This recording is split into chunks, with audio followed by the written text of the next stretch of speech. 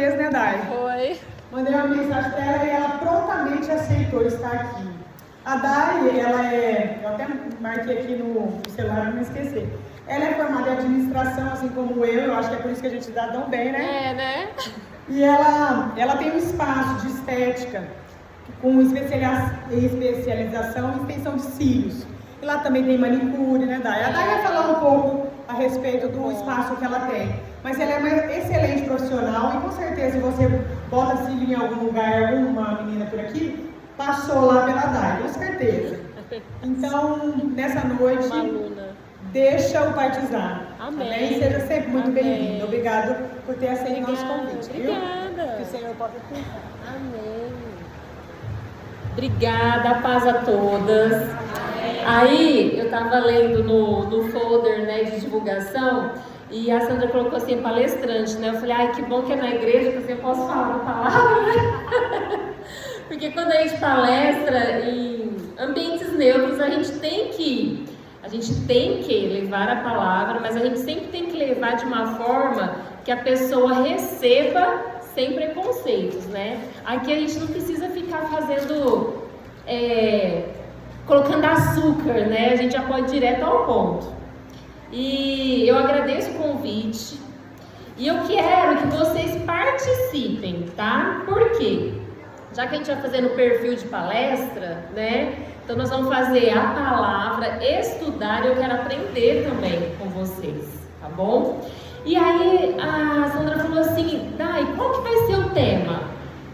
Assim, eu não pensei em nada, na hora eu já respondi, acho que eu estava online, né? Na hora eu já respondi, quem é você aos olhos do Pai? Né? Quem somos nós, mulheres, aos olhos do Pai? E aí passou os dias e eu fico meditando na palavra todo dia, né? A gente ora, orar sem cessar, não é assim que a palavra fala? E aí eu pensando assim, Senhor, que palavra que eu vou ler, né? Sobre que assunto que eu vou falar? É tantos assuntos, né? São tantas mulheres na Bíblia. E eu falei assim, e foi passando os dias e a gente passou aí uma tempestade, né? Bem profunda os últimos dias. E eu orando e pedindo ao Senhor e tal. E eu sempre gosto de deixar, como uma boa brasileira, para a última hora, né? Mas não é que eu gosto de deixar para a última hora, porque quando eu preparo com muita antecedência, chega no dia muda tudo. Então eu falo assim, não, vamos orando em espírito de oração, e o Senhor vai caminhando, vai canalizando, e vai ter uma hora que Ele vai finalizar essa história na nossa mente e no nosso coração. E aí, eu estruturei de uma forma super diferente. Eu sei que algumas não trouxe Bíblia, mas quem estiver aí no celular, pode abrir e nós vamos fazer o seguinte. Antes de ler a Bíblia, eu quero trazer aqui algumas pontuações e agora vocês vão ter que participar. Quem somos nós aos olhos do Pai? Ponto. Nós vamos continuar isso no final, tá? Mas quem somos nós, para quem é casada, para os nossos maridos?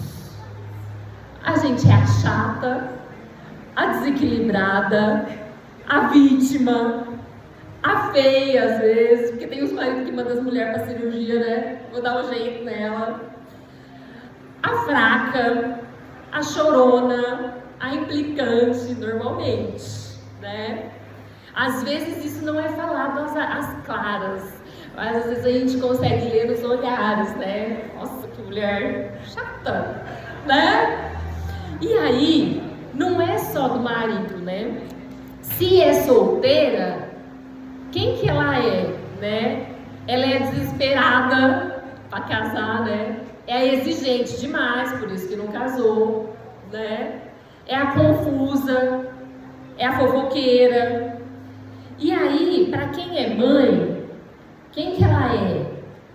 Pro filho, a empregada, a passadeira, a caçadora de tesouros. Mãe, onde está a cueca? Mãe, onde está meu brinquedo? Mãe, não é a caçadora de tesouros escondidos dentro de casa. E por aí vai, né? A cozinheira, a professora, porque ela tem que saber matemática, geografia, português, inglês, white. O que é white? Eu cheguei em casa na correria, né, Fernando? Mãe, o que é white? Meu Deus do céu, o que é white, meu filho? É white ou é white? É branco, tá certo? Porque agora tá fazendo inglês e ele acha que eu não sei tudo de inglês, né? Então a mãe tem que saber inglês também. entendeu? O que é red, o que é black. E aí, o que a sociedade quer que a gente seja, né? O que é pregado nas redes sociais, o que é pregado por aí nos outdoors da vida, e eles querem que a gente seja o quê? Profissionais de sucesso, formadas, né?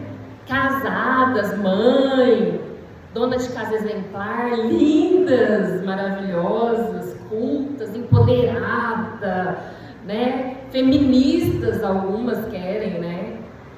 Mulher maravilha, perfeita, a perfeita, a que domina tudo com perfeição. E às vezes, quando a gente lê lá Provérbios 31, que normalmente nesses eventos de mulheres, o pessoal já vai no Provérbios 31, a gente fala assim, gente, essa mulher é perfeita mesmo, né? E aí eu tô longe de ser ela. Então nós vamos fazer isso aqui, ó. Agora nós vamos abrir, fazer a leitura. Quanto tempo nós temos? Eu não perguntei. Uns 20 minutos? Até as 9? Ó, que benção, hein? Não fala isso pra quem gosta de falar, não. Não é perigoso dar 10, dar 22, 23, né? Ó, nós vamos ler Gênesis 12, 14. Quem não tiver, eu vou fazer a leitura, tá? Mas quem tiver pode grifar aí, né? Fazer algumas observações e tal. Então, ó, 12, 10 a 14. Vamos lá. Houve fome naquela terra e Abraão desceu ao Egito. Então, nós vamos ler, vocês vão memorizando as histórias, tá? Nós vamos fazer a retrospectiva. Houve fome naquela terra e Abraão desceu ao Egito para ali viver algum tempo, pois a fome estava rigorosa. Quando estava chegando ao Egito, disse a Sarai, sua mulher: bem sei que você é muito bonita. Quando os egípcios a virem, dirão: esta é a mulher dele, e me matarão, mas deixarão você viva. Diga então que é minha irmã, para que me tratem bem por amor a você, e minha vida seja poupada por sua causa. Quando Abraão chegou ao Egito, viram os egípcios que Sarai era uma mulher muito bonita. Vendo os homens da corte de Faraó, elogiaram diante do Faraó, e ela foi levada ao seu palácio. Ele a tratou bem a Abraão por causa dela. E Abraão recebeu ovelhas, bois, jumentos, jumentas, servos e servas e camelos. E aí tem o desenrolar da história onde Sarai foi devolvida. Mas eu quero parar nessa parte dos camelos, tá? Depois nós vamos para Gênesis 16, 1 a 15. É meio longa essa parte, mas é importante porque a gente tem muitos detalhes. 16, 1 ao 15. Ora, Sarai, mulher de Abraão, não lhe dera nenhum filho, como tinha uma serva egípcia chamada Agar. Disse a Abraão: já que o Senhor me impediu de ter filhos, possua minha serva, talvez possa formar família por meio dela. Abraão então atendeu a proposta de Sarai.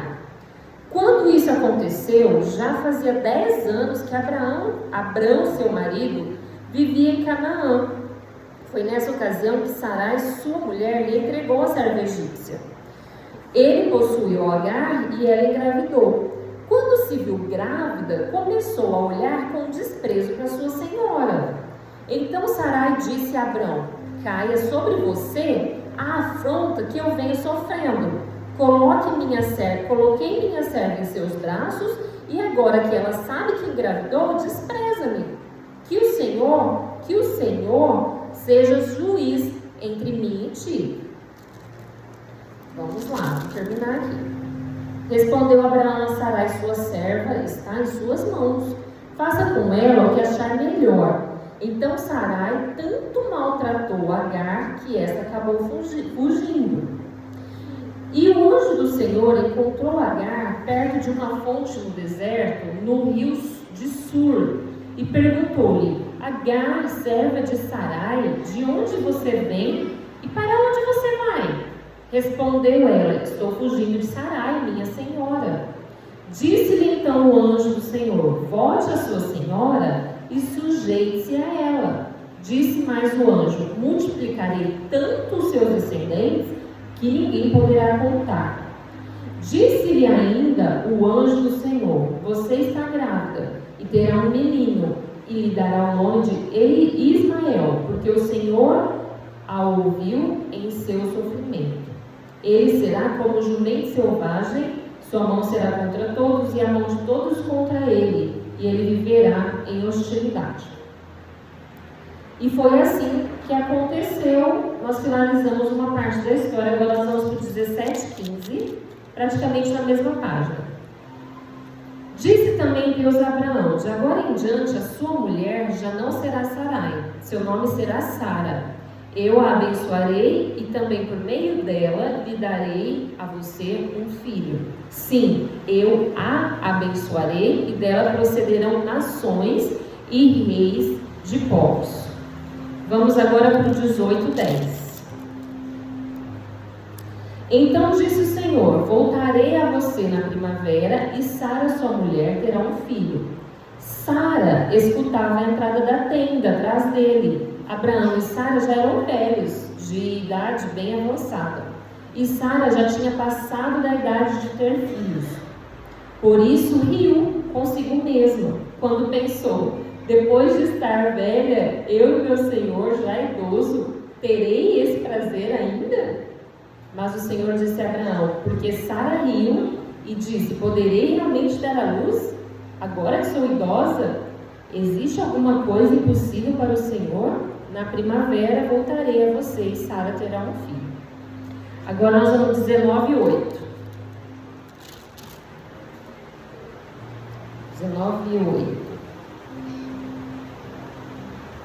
Não, nós vamos pular o 8, tá? Nós vamos para o 19, 15, 16 e 26. Vamos lá. 19, 15. Ao raiar do dia, os anjos insistiam com Ló, dizendo: depressa, leve daqui sua mulher e suas 2 filhas, ou vocês também serão mortos quando a cidade for castigada. Tendo ele hesitado, os homens o agarraram pela mão, como também a sua mulher e suas 2 filhas, e os tiraram dali à força e os deixaram fora da cidade, porque o Senhor teve misericórdia deles. E o 26. Mas a mulher de Ló olhou para trás e se transformou numa coluna de sal. Capítulo 20, versículo 2 ao 7 agora. Agora, devolva a sua mulher ao marido dela. Vou ler só o 6 aqui, ó. Então Deus lhe respondeu no sonho: sim, eu sei que fez isso de coração puro. Eu mesmo impedi que você pecasse contra mim e por isso não permiti-lhe tocá-la. Agora devolva a mulher ao marido dela, que ele é profeta, e orará em seu favor, para que você não morra, e se não devolver, esteja certo de que você e todos morrerão. 21, capítulo 21, versículo 1. O Senhor foi bondoso com Sara, como lhe dissera, e fez por ela o que prometera. Sara engravidou e deu um filho a Abraão em sua velhice, na época fixada por Deus em sua promessa. Abraão lhe deu o nome de Isaque, ao filho que Sara lhe dera. Quando seu filho Isaque tinha 8 dias de vida, Abraão circuncidou conforme Deus havia lhe ordenado. Agora nós vamos no 9, 21, do 9 ao 20. Desce um pouquinho aí na mesma página. E Sara, porém, desmamou o menino no versículo anterior, e Sara, porém, viu que o filho de Agar, a egípcia, dera a Abraão, estava rindo de Isaque, e disse a Abraão: livre-se daquela escrava e do seu filho, porque ele jamais será herdeiro com meu filho Isaque. Isso perturbou demais Abraão, pois envolvia um filho seu. Mas Deus lhe disse: não se perturbe por causa do menino da escrava. Atenda a tudo o que Sara lhe pedir, porque será por meio de Isaque que a sua descendência há de ser considerada. Mas também do filho da escrava farei um povo, pois ele é seu descendente. Aí nós vamos para o finalzinho aí, 17. Não, vamos aqui um pouquinho para cima. 15. Quando acabou a água da vasilha, ela deixou o menino debaixo de um arbusto e foi se sentar-se perto dali, à distância de um tiro de flecha, porque pensou: não posso ver o menino morrer. Sentada ali perto, ela começou a chorar. E Deus ouviu o choro do menino, e o anjo de Deus do céu chamou Agar e lhe disse: o que aflige Agar? Não tenha medo, Deus ouviu o menino chorar. Lá onde você o deixou, levante o menino, tome-o pela mão, porque ele faria um grande povo. E aí acontece mais um milagre. Agora nós vamos no 23, versículo 1. Vamos ler aqui o final, o último versículo do 22, tá? Então, o 22, o versículo... deixa eu ver... Não, vamos ler o 19. 22, 19. Então voltou Abraão a seus servos e juntos partiram para Berseba, onde passou a viver. E o 23, 1. Sara viveu 127 anos e morreu em Kiriat Arba, que é Hebron, em Canaã. E Abraão foi lamentar e chorar por ela. Nós vamos parar por aqui, nós vamos continuar lendo alguns outros versículos. Mas, por que eu li tanto versículo assim? Porque é uma história familiar, né? E a mulher, ela está sempre inserida em algum contexto familiar. Seja ela esposa, filha, empregada, que aqui é serva, né, mas é empregada. E qualquer semelhança do passado com os dias de hoje é mera coincidência, né? Quando a gente vê a dinâmica do que acontece ali, eu vou falar aqui de vários sentimentos, sensações e emoções que essas mulheres sentiram no passado. Primeira questão que nós lemos quando Sara foi, como que pode se dizer, incentivada, né? Ela foi incentivada pelo esposo a fingir que não era sua esposa, e ela foi capturada pelo rei para ser a esposa do rei do Egito, do faraó. E aí, quando a gente pensa no contexto atual, você fala assim: puxa, esse homem, na linguagem de hoje, não teve cunhão, né, para me assumir. Ele ficou com medo de morrer, como o próprio texto fala. Ele falou assim: ó, nós não vamos falar nada, você finge e vai. Quando a gente lê com calma o texto, quando o faraó devolve a esposa, porque o Senhor revelou, né, para ele que ela era casada, ele devolve com presentes. E nesses presentes vem várias coisas, inclusive servos e servas. Então aí Agar já veio de presente, entendeu? Olha a sucessão de erros.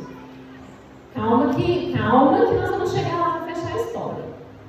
E aí vem servos e servas. Então teve escravos e escravas, e aí a escrava Agar estava ali no meio. Provavelmente ela era uma escrava diferenciada. E quando a gente vê sobre os presentes, não está na Bíblia, mas quando a gente estuda sobre essas questões, provavelmente ela era do nível real, ela estava ali no palácio, então ela talvez fosse uma princesa, uma duquesa, alguma coisa do tipo, e ela foi como escrava.